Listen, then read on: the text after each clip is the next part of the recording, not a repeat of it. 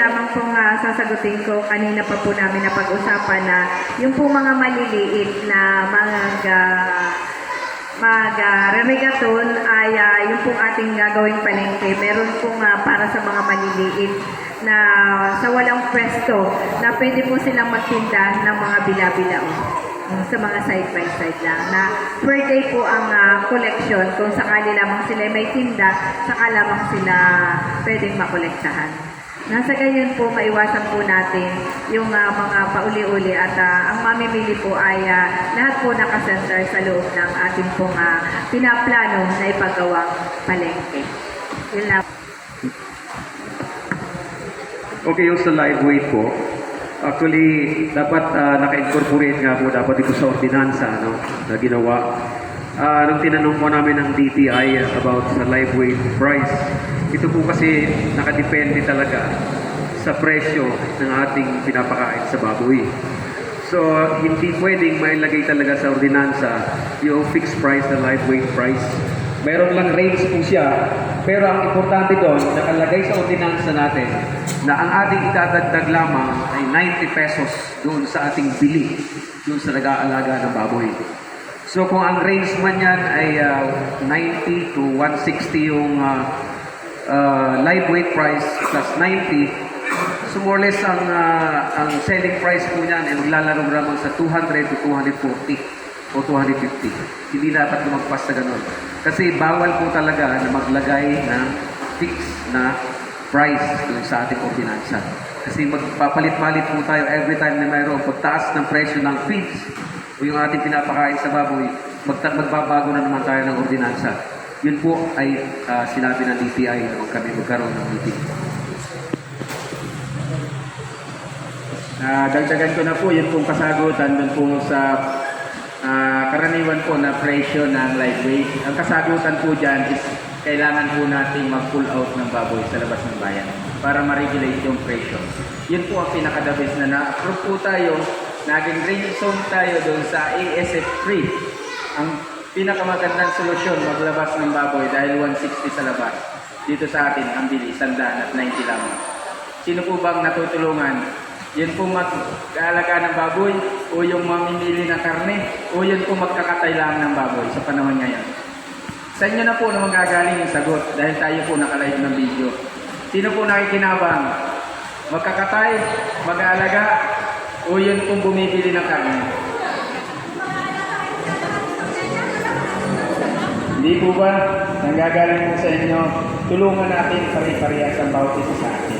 Kaya tayo gumagawa ng isang ordinansa, nagtatayo tayo ng maayos na ugnayan para ma-regulate yung presyo dito sa ating bayan. Pag once na tayo po ay nakapaglabas ng ating produkto o ng ating mga alagang hayop, mariregulate at susunod sila dun sa kalang-arang bilihan dito sa ating lugar. Once na mabawasan po tayo, isang buwan lang tayo maglabas ng baboy, mag-uunahan po yan sila sa baboy na bibili at ilalabas dito sa ating bayan.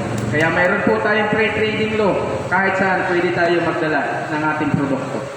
Kaya hindi po kailangan na dapat ang isang namumuhunan o ang isang mayroong kaalaman ng paglalabas at para matulungan yung mag-aalaga ng baboy ay tuligsain natin sa ating bayan. Dapat sila ay tulungan natin dahil sila ang tumutulong dun sa kapwa natin mamamayan na ma-regulate at mapakinabangan yung kanilang mga alagang hayop sa kanilang likuran. Di po ba? Kasi po sir noon, before po magkataasan ng mataas ang presyo ng baboy, di ba po nagkaroon nga po ng ASF. Tapos po, na ginayahe. Ngayon po, dinagtaas na ng baboy dito. Ang ano po doon, parang nasana yung tao, yung mga nagsisipag-alaga ng baboy na mahal ang presyo ng baboy. Ang naging kawawa naman po ay ang mga consumer. Mas marami po ang consumer kaysa sa mga nag-aalaga.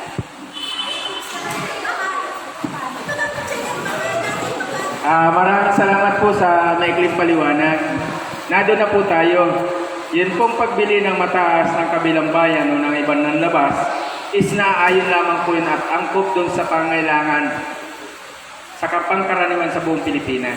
Pero ang unang-una po doon kamalian sa atin, yung implementation ng presyo dito sa ating bayan. Nandun na po sa batas, 80 or 90 pesos yung idadagdag lamang po dun sa kalakarang halaga. Pagbasihan po natin, magkano po ngayon ang karne? Kayo na po ang tatanungin ko.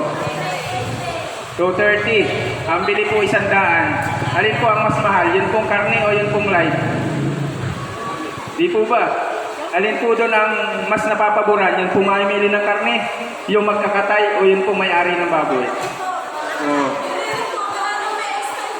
Doon po sa ASF Free, kahit nga po ako, marami rin po akong alagang baboy, pero tinutulungan ko yung mag-aalaga ng baboy kung paano mariregulate at kung paano sila kikita.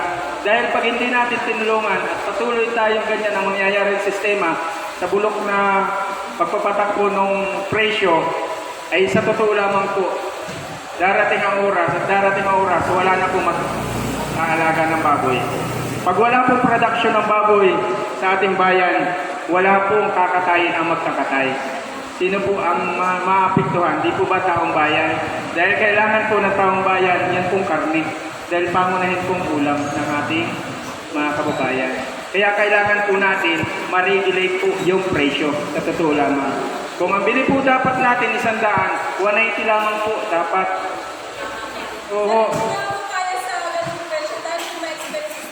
Doon po sa expenses kasi, yun po ay, kung tutuusin po, doon po sa ating mga paliwanag at kinukulang yung kinikita, mas lalo pong kinukulang yung kinikita na mag-aalaga.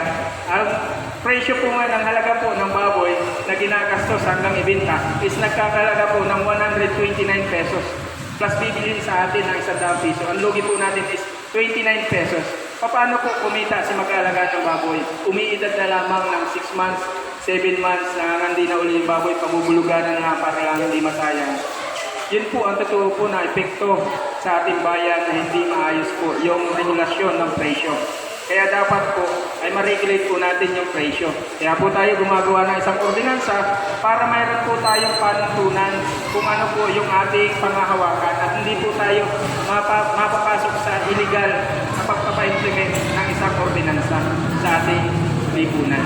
Kaya po siguro ako po humihingi na ng paumanhin sa inyo na tayo po sa mga magkakatay, kasi sabi na po, pasensya na sa mga nasabi ko, kasi yun po yung layunin ko na dapat matulungan bawat isang natin sa ating bayan ng Bordeos. Ako po ay nakahanda na po na muling maglabas ng baboy dito sa ating bayan para ma-regulate. Doon pa lamang po, nung kung ako'y namimili ng baboy dito sa ating bayan at ilinalabas ko, nare-regulate po yung pong presyo, yun po sa mag-aalaga. Ang hindi lamang po nare-regulate, yun pong pagtitinda ng karne kung magkano ang halaga ng presyo dito sa ating bayan. Pero po, doon sa paglalabas po, kami po ay dapat po kanina nakapaglabas na, hindi pa lamang po nakakuha ng kompletong dokumento para dalhin po sa Real. Sa Real na lamang po kasi dadalhin, 160 pesos po ang kilo ng live. Hindi po ako mamimili. Nihikayat ko po yung mga may-ari ng baboy, sakal-sakal po. Hindi po ako makikinabang. Tutulungan ko lamang po kayo kung paano ma-regulate muli yung presyo. Hindi po ako makikinabang. Ako lamang po ay tutulong sa inyo para mailabas yung mga baboy dahil oversupply. Kaya Martes po, naka-schedule kami. Mamaya po, kukunin namin yung aming mga dokumento para po mailabas po ng Martes utay-utay ang baboy. Pero hindi po ako maglalabas ng baboy na mauubusan po ang bayan ng Bordeos. Iisipin po natin, dapat ating inaangkat ang ating bayan. Kung hindi mauubusan na, stop po. Dapat regulate dapat.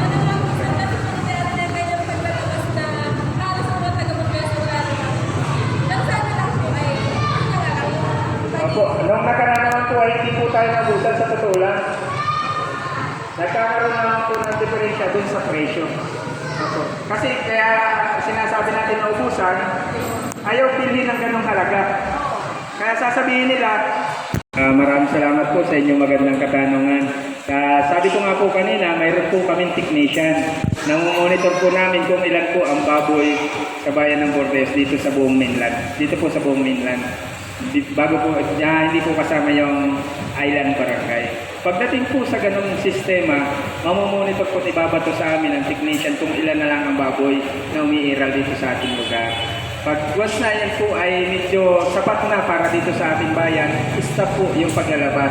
At pwede po, ginagawa po yan ng Sangguniang Bayan na nagkakaroon po ng mungkahi ang isa sa miyembro ng Sangguniang Bayan na pansamantala po muna pinagbabawal ang paglabas ng baboy dahil tayo ay mauubusan na ng supply ng baboy. Pangalawa, binibigyan din po yan ng limitasyon kung ilang araw o ilang linggo o ilang buwan para hindi po tayo maubusan po ng supply.